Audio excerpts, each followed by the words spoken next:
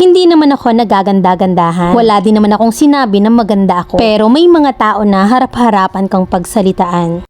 I am 25 at bata pa lang ako hanggang sa tumanda na ako ay palaging na akong nabubuhay dahil sa itsura ko. Mapalugar man sa amin at sa mga taong kakamit ko lang. At kahit na nga sa school pa yan. Maayos naman yung itsura ko. Pero dahil sa ngipin ko, yung uso ko hindi masarasara kaya parang agaw pansin siya. Laging napapansin ng mga taong nakakasalamuha ko or nakakasalubong ko. Na kahit na siguro sobrang bait ko ay may nasasabi pa rin sa itsura ko. Maalala ko nga na nung dalagita pa lang ako, meron ako naging crush dito sa amin. And sinabi sa akin ng mga kaibigan ko na ang ko raw. Hindi raw ako magugustuhan dahil sa ngipin ko. At nung nag-high school naman ako, halos buong klase pinagtatawanan ako. At dahil sa sama ng loob ko, pag uwi ko ng bahay ay muntik na akong magbigay. Madalas pa nga ng mga kaibigan ko yung nalalait sa akin. May isang senaryo pa nga na meron akong friend na nabuntes. Nung pagkalabas ng baby, parang sa akin sinisi na gano'n ang mukha. Kamukha ko kasing talaga at hindi naman nila masabi sa akin ang harapan. Pero ramdam ko dahil sa mga kwentuhan nila at may nagsabi rin sa akin na parang ako daw yung nanay ng bata. Minsan nga pabiro pa nilang sasabihin ng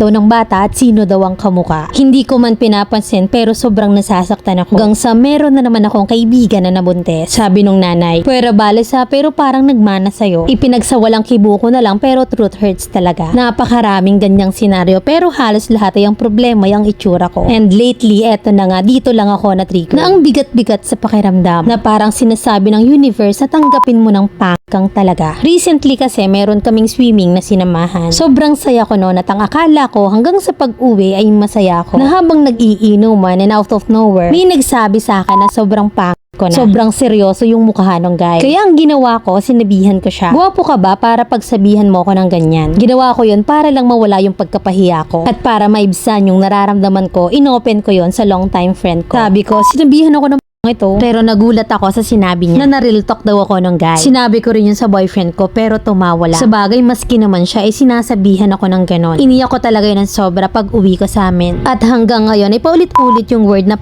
sa isip ko. Hindi naman ako ganda-gandahan. Wala din naman akong sinabi na maganda ako. Pero may mga tao talaga na harap-harapan akong pagsalitaan. Gusto ko lang i-share kasi sobrang bigat na ng pakiramdam ko. Dahil wala rin naman ako mapagkwentuhan. Mamilan po comfort naman ako para ma-feel ko naman na maganda ako in my own way. Ayoko na rin maging sensitive para wala na akong pake sa sasabihin ng ibang tao. Pero hindi ko naman alam kung paano. Letter sender, China ng Cavite.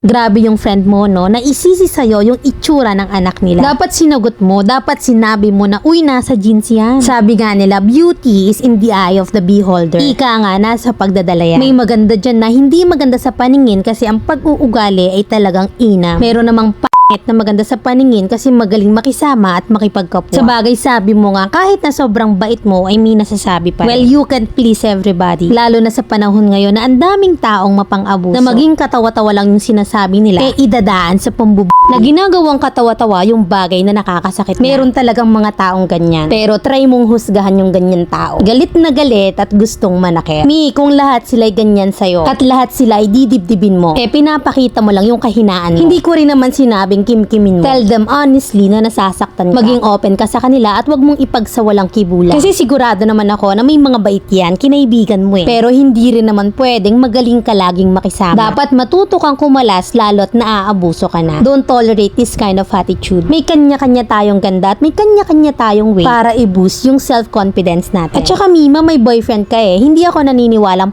Huwag mong masyadong i-down yung sarili mo. Kaya imbes na dibdibin mo, idaan mo na lang sa joke pero may kagat. Na kapag sinabihan kang ito yung isagot mo. Masyado ka namang mapanglait. Kalait-lait ka rin naman.